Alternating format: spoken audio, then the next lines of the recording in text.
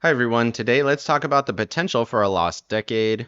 Do me a quick favor and like and subscribe and watch the video till the end to help out the channel, and let's get started. So they say here lost decades happen more often than you think, and this is kind of the issue, right? So we do think that markets are a little bit expensive. On a historical basis, they definitely are, and this is where you want to get more into that 60-40 portfolio like I am right now. You want to continue to pull in those bond dividends or dividends on stocks, which have a more beneficial return in these kind of lost decade time periods, 10.2% since 1979. So overall, it's good. It can be a little bit of a laggard when you have global stocks doing amazing, which we have seen over the last couple of years. But at this point, I just feel like we're expensive, and I was overweight stocks for a while during that period. But like I've talked about on the channel, I've been a strong proponent of bonds. I think buying bonds in this area is probably a good idea. And it's not just the fact that you're buying bonds, you're getting those dividends and then acquiring more bonds, which builds that compounding effect, or you're buying more stocks and getting more dividends on a rolling basis. And over the next 45 years, I do think that's the better play from here. And you can see here they talk about lost decades. They've happened 6 times over the last 120 years. So about half of the time, that means we're getting sideways price action before we're getting to all-time highs. And each of those averaged around 11 years each.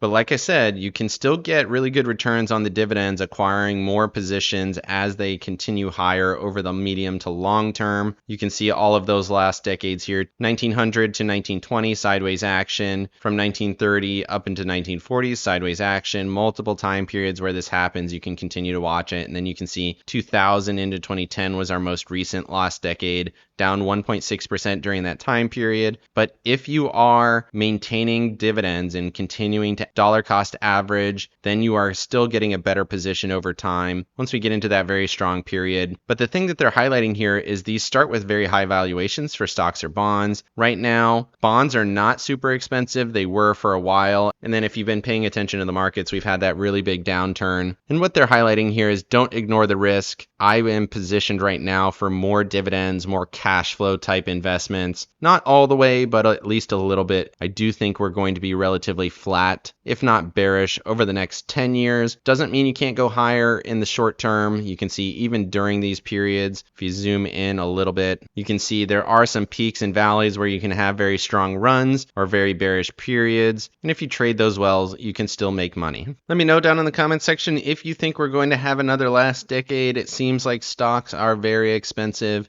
Could this be the start of it? Markets are still grinding slowly higher, but it just seems like it's really choppy price action. The Nasdaq's definitely not going higher quite yet. But let me know what you think. Otherwise, like and subscribe if you got any value out of this video, and make sure you hit the bell so you don't miss out on any future episodes. Of course, none of this is financial advice. This is all for entertainment purposes. Good luck in your trading and have a great day.